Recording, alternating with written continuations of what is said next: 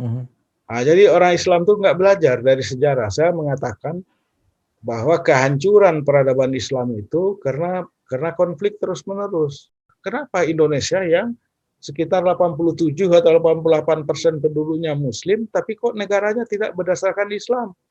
Tapi tidak ada fatwa ulama yang mengharamkan itu. Tidak Ya. ada. Buya Hamka pernah menolak itu, tapi tidak berhasil ya.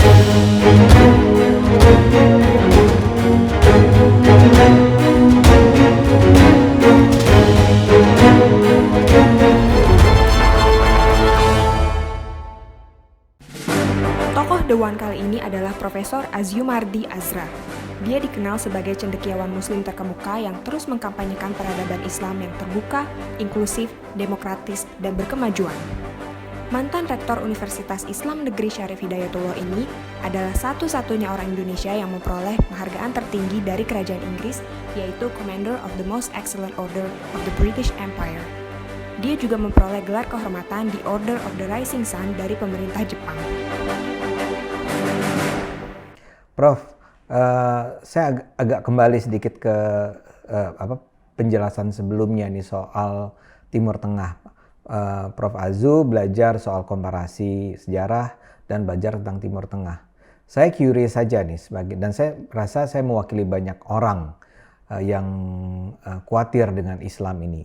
Jadi begini Prof, kan dari dulu juga atau dulu Islam pernah menjadi salah satu peradaban yang jaya kan. Kemudian dalam beberapa generasi, beberapa abad terakhir mengalami penurunan yang luar biasa. Bahkan tadi Prof katakan penuh konflik, penuh pertikaian, perang dan seterusnya. Kalau bisa diringkas Prof, bisa nggak dijelaskan apa sih yang sebetulnya terjadi? Kan dua-duanya juga dulu ketika berjaya datangnya dari Timur Tengah juga kan. Jadi memang wilayahnya itu-itu juga. Tapi kenapa terjadi perbedaan yang sedemikian jauh ya antara ketika dulu di masa berjaya dengan kemudian ketika sekarang penuh peperangan di dalam diri sendiri? Apa penjelasannya Prof?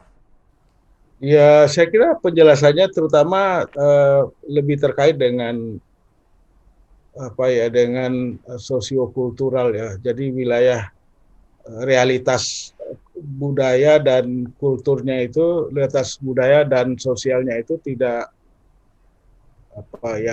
kondusif lah gitu ya.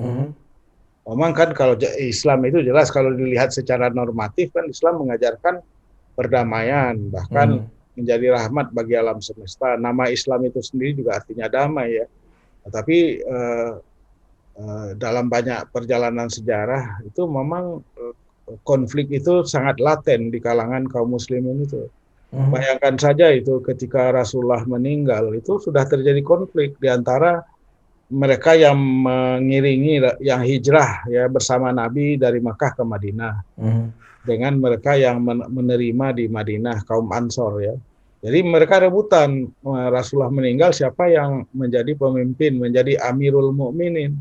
Itu ribut itu sampai menurut satu sumber 2 hari, menurut sumber yang lain 3 hari. Jenazah Rasulullah itu dibiarkan aja ya kan tergeletak gitu. Mereka malah ribut itu direkam di banyak buku sejarah itu seperti itu disebut sebagai peristiwa Sakifah Banu Sa'adah itu. Banyak orang Islam nggak menerima itu. Saya pernah dalam satu forum Kahmi digugat ketika saya bilang begitu. Nggak percaya dia, nggak percaya lihat aja di sejarahnya mau begitu. Jadi sahabat itu kalau kata bahasa Inggrisnya the prophet was still around but they are fighting. Bau-bau Nabi itu masih ada di sekitar. Dia udah berantem, berkelahi, berebutan kekuasaan ya. Nah, kemudian setelah itu muncullah perang beneran antara Sayyidina Ali dengan mertuanya. Mertuanya itu Siti Aisyah, istri Rasulullah, almarhum Rasulullah gitu kan. Nah, yang lebih besar lagi perang Siffin yang disebut dalam sejarah Islam sebagai Al-Fitnatul Kubra. Al-Fitnatul Kubra itu perang saudara yang sangat besar ya.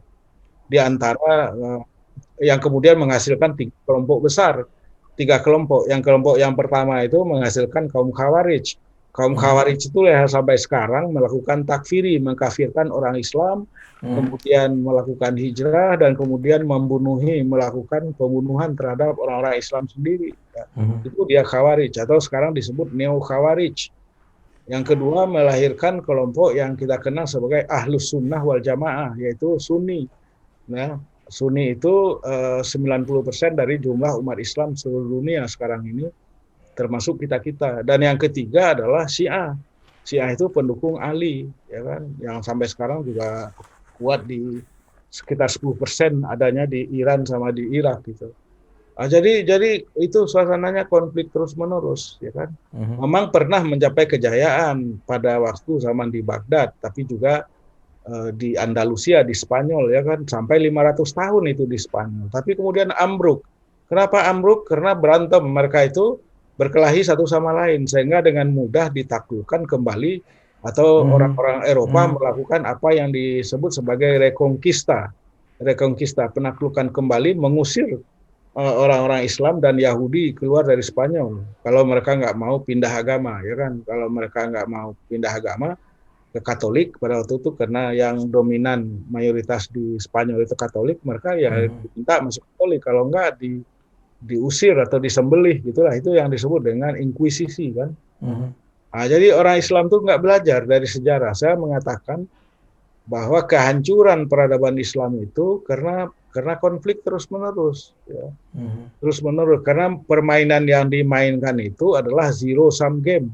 Permainan dia atau saya, bukan permainan win-win, ya. Permainan win-win game. Bukan itu, tapi pokoknya itu yang terjadi, dan itu sampai sekarang terjadi. Nah, cuma kalau saya lihat keadaan seperti itu, sering saya katakan banyak orang Islam itu lebih bodoh dari keledai. Keledai ada bukunya, bawa buku, tapi kemudian jatuh lagi di lubang yang sama. Kan nggak mau belajar dari sejarah, nggak mau belajar dari kegagalan. Apa itu kegagalan itu? Belajar dari sejarah, ya, bahwa kehancuran, kemunduran, keterbelakangan itu karena berkelahi terus-menerus, ya. Nah, coba lihat misalnya kalau kita fair, misalnya sekarang ini 3 tahun terakhir ini Saudi sama Qatar itu adalah pembeli persenjataan yang terbesar di dunia. Berlomba-lomba mereka, bisa dicek itu datanya. Dan untuk apa mereka senjata itu? Kalau Saudi ya digunakan untuk membunuhi orang Islam lagi yang ada di Yaman. Jadi Yaman itu, kata Joe Biden, ya, stop lah katanya, kata Joe Biden, kan. Nah, tapi kemudian tetap aja Saudi membom gitu, ya, Yaman. Ya. Jadi itulah yang kemudian saya sebut bahwa kekayaan yang diperoleh dari minyak dan gas itu akhirnya menjadi oil curse, menjadi kutukan, ya kan, kutukan oil itu, karena tidak mendatangkan manfaat, tapi malah kemudian menghancurkan kemanusiaan di mana-mana. Itu yang terjadi, ironi yang terjadi di dunia Muslim seperti itu sekarang ini.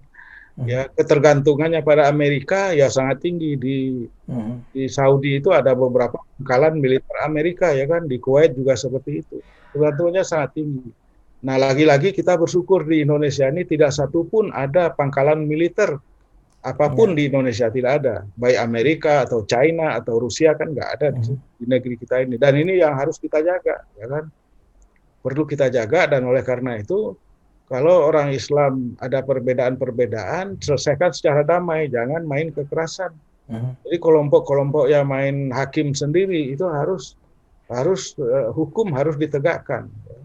Walaupun tetap saja saya juga menekankan hukum ditegakkan, tapi harus tetap terukur.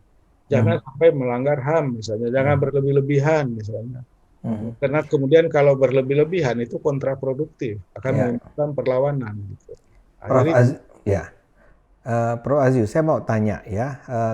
Tadi Anda berulang kali mengatakan bahwa Islam Indonesia itu beda, ya.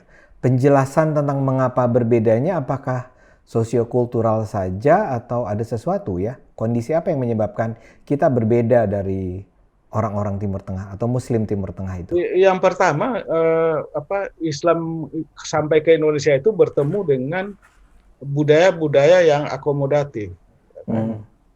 Jadi Islam itu diterima ke dalam budaya yang akomodatif, bukan budaya yang tidak kompromi sama sekali, ya.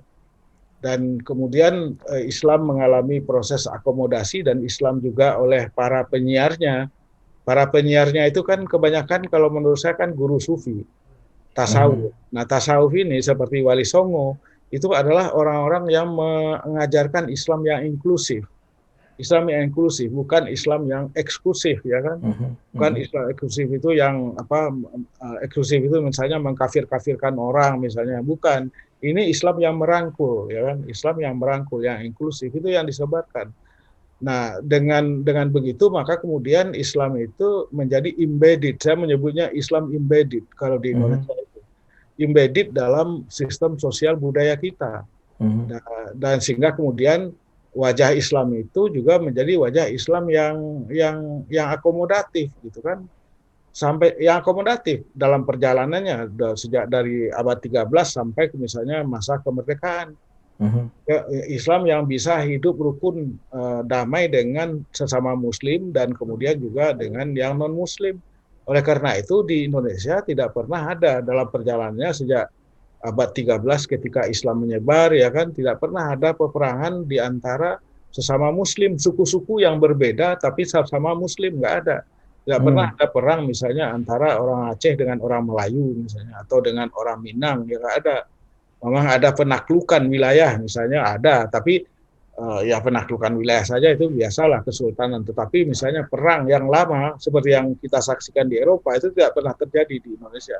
Juga tidak pernah perang dalam skala luas antara Muslim dengan non Muslim misalnya kan, dengan orang-orang Kristiani yang ada di Indonesia Timur yang dibawa oleh Spanyol dan Portugis misalnya, nggak ada juga. Nah, jadi itu yang terjadi, yang kita lihat. Dan sikap akomodatif itu puncaknya, salah satu puncaknya itu adalah waktu proklamasi kemerdekaan, ketika Indonesia itu bukan disepakati bukan negara Islam, negara Islam, ya kan? Atau Islam menjadi dasar negara, bukan, tapi adalah negara berdasarkan Pancasila. Yang itu aja sampai sekarang kalau saya ke Eropa, Bung Ade, itu masih dipertanyakan bagi orang itu. Karena apa? Kenapa Indonesia yang sekitar 87 atau 88% penduduknya Muslim, tapi kok negaranya tidak berdasarkan Islam? Atau Islam menjadi agama negara, gitu kan? Itu Official. mengherankan buat orang. Mengherankan, karena di Eropa sampai sekarang, itu banyak negara masih berdasarkan agama. Misalnya Inggris, ya kan, UK. Itu kan Anglikan. Makanya si ratunya itu, Ratu Elizabeth, menjadi kepala negara dan kepala gereja Anglikan. Negara-negara Skandinavia seluruhnya itu dasar negaranya itu ada, atau agama resminya itu adalah agama Protestan. Protestannya itu ada yang Lutheran, ada yang Lutheran dan ada apa lagi itu? Ya itulah Anglikan gitu ya. Iya, Anglikan Inggris, ya kan. Lutheran terutama lah, ya. Nah, jadi mereka heran itu, walaupun saya tanya kepada mereka, kenapa negara Anda masih negara agama itu? Mereka bilang, wah itu cuma di atas kertas, it's only on paper. Saya bilang, ya nggak bisa dong Anda ngomong begitu, ya kan? Ya itu namanya apologi, gitu kan. Nah, jadi itulah itu. Jadi itu terkenal akomodasinya. Ya, itulah yang saya sebut dengan akomodasi, ya kan? Sampai sekarang, ya kan, kita lihat di dalam berbagai lini kehidupan, ya kan, di mana orang-orang non Muslim, kawan-kawan kita non Muslim bisa menduduki jabatan apa saja, ya kan. Walaupun untuk presiden dan wakil presiden mungkin masih lama, nggak tahu saya, karena kalau di Amerika selama berabad-abad demokrasinya, ya kan, yang dominan dia tetap aja WASP itu White, Anglo-Saxon dan Protestan. Secara teoritis bisa saja orang Islam bisa jadi presiden Amerika secara teoritis loh.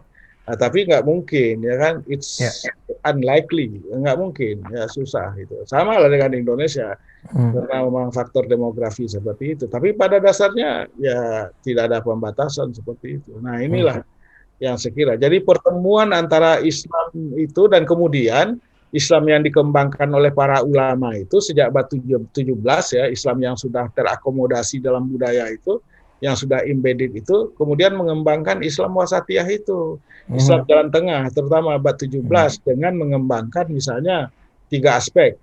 Aspek pertama, aspek teologinya. Teologinya itu teologi Asy'ariyah. Nah, teologi Asy'ariyah itu di tengah di antara teologi Khawarij yang literal, yang tadi saya sebut Khawarij literal, pada satu sisi, dan kemudian teologi Mu'tazilah yang liberal pada segi lain. Di tengah itu antara yang literal dengan yang liberal teologinya. Kemudian fikihnya juga di tengah di antara fikih yang harfiah, ya, yang literal, yaitu fikih Hambali yang literal pada satu pihak, dengan fikih Hanafi yang lebih liberal, ya kan? Di tengah itu Indonesia. Nah, yang ketiga, kita Syafi'i gitu ya. kita Syafi'i. Syafi'i itu di tengah di antara fikih yang literal itu Hanbali, dan yang lebih liberal yaitu Hanafi. Kemudian literal tuh artinya harfiah, lebih menekankan bahwa ayat-ayat Al-Qur'an itu harus dipahami secara harfiah. Tidak boleh ditafsir-tafsirkan macam-macam. Kira-kira begitu. Kalau yang liberal tentu saja yang paling penting konteksnya, bukan teksnya. Jadi kalau yang literal mementingkan teks, teks, tidak penting konteks. Tapi kalau yang liberal ya mementingkan konteks, bukan teksnya. Ya, teksnya ya boleh dilihat-lihat sajalah, tapi yang penting itu konteksnya. Nah, yang terakhir, aspek yang ketiga itu tasawuf atau sufisme. Sufisme Indonesia itu sufisme yang disebut dengan sufisme atau tasawuf akhlaki, etik, tasawuf etika dan akhlak, ya. Jadi ethical sufism, yang itu di tengah di antara tasawuf yang disebut sebagai tasawuf antinomian. Antinomian itu yang tidak mempedulikan ketentuan fikih. Jadi misalnya dia zikir dari pagi sampai sore sampai malam, dan zikirnya itu di dalam gua misalnya, atau dalam sumur misalnya, meninggalkan kewajiban, tanggung jawab sosial dan sebagainya. Itu disebut yang berlebih-lebihan, antinomian, ya, pada satu pihak. Atau kemudian pada pihak yang lain tasawuf falsafi. Tasawuf falsafi itu tasawuf yang filosofis, yang asik dengan spekulasi filosofis. Nah, tasawuf di Indonesia itu sampai sekarang itu adalah tasawuf yang di tengah itu, yang wasatiyah itu, yaitu tasawuf yang menekankan peningkatan etika, peningkatan akhlak gitu ya, daripada misalnya zikir-zikir saja di dalam sumur, atau misalnya sibuk dengan asik masuk dengan pikiran-pikiran spekulatif mengenai Tuhan misalnya. Nah, itulah yang berkembang, yang kemudian menjadi 3 aspek Islamic ortodoksi, ya, di Indonesia sejak abad 17 itu. Oleh karena itu saya sering mengatakan tradisi Islam Indonesia itu memiliki apa yang disebut great tradition. Tradisi besarnya ada, yang 3 itu tradisi besarnya. Tapi kemudian ada local traditionnya. Jadi saya mengakomodasi dan kemudian melakukan sedikit penyesuaian dari teori antropolog Robert Redfield. Robert Redfield itu bilang tradisi agama itu selalu mencakup 2 hal. Yang pertama yang disebut great tradition.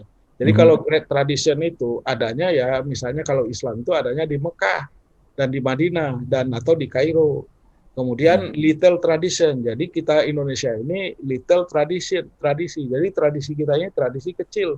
Saya nggak menerima itu. Saya melakukan penyesuaian bahwa great tradition itu bukan hanya di Saudi. Great tradition itu ada di Indonesia. Itu tadi. Yang 3 ortodoksinya itu adalah great tradition Indonesian Islam. Kemudian ada local tradition. Local tradition itu ada tradisi Islam Jawa, ada tradisi Islam Aceh, ada. Itu ada beda-bedanya, ya kan. Misalnya, ya, tradisi Islam Jawa itu apa? Kalau suami istri bercerai misalnya, maka kemudian harta pencaharian suami istrimu itu dibagi 2. Namanya itu gonogini, harta gonogini. Sampai sekarang tidak ada ulama yang mempersoalkan itu. Karena itu tidak cocok dengan Al-Qur'an. Dalam Al-Qur'an pembagian harta itu disebut dengan faraid, ya kan? Faraid. Kalau di Minang lain lagi, Sumatera Barat, ya kan? Kalau suami istri itu cerai, maka kemudian seluruh harta yang dihasilkan selama berkeluarga itu jatuhnya ke tangan istri. Suami keluar dari rumah hanya dengan membawa pakaian seadanya. Begitu sampai sekarang begitu. Nah, jadi dua-duanya tidak mengikuti ketentuan Al-Qur'an. Tapi tidak ada fatwa ulama yang mengharamkan itu. Tidak ada. Buya Hamka pernah menolak itu, tapi tidak berhasil, ya kan? Akhirnya kembali lagi seperti itu. Buya Hamka atau Ahmad Khatib Al-Minangkabau bilang pembagian harta di Minangkabau nggak sesuai dengan Al-Qur'an. Nah, tapi ya tetap aja orang Minang mempraktekkan itu sampai sekarang. Di Jawa juga begitu sampai sekarang. Harta gonogini itu, pembagian harta gonogini itulah yang jalan. Dan kemudian menyebar ke tempat-tempat yang lain. Orang Islam Minang mengambil juga pembagian harta gonogini yang karena memang juga ulama-ulama NU, ulama Muhammadiyah tidak pernah mengeluarkan fatwa bahwa pembagian harta di antara keluarga Muslim, suami istri Muslim dibagi dua menjadi harta gonogini itu sebagai suatu hal yang tidak boleh. Jadi ya tetap itu berlaku. Nah itulah yang saya sebut dengan beberapa aspek dari kekhasan atau distingsi Indonesian Islam itu dengan budaya-budaya lokalnya itu yang akomodatif satu sama lain.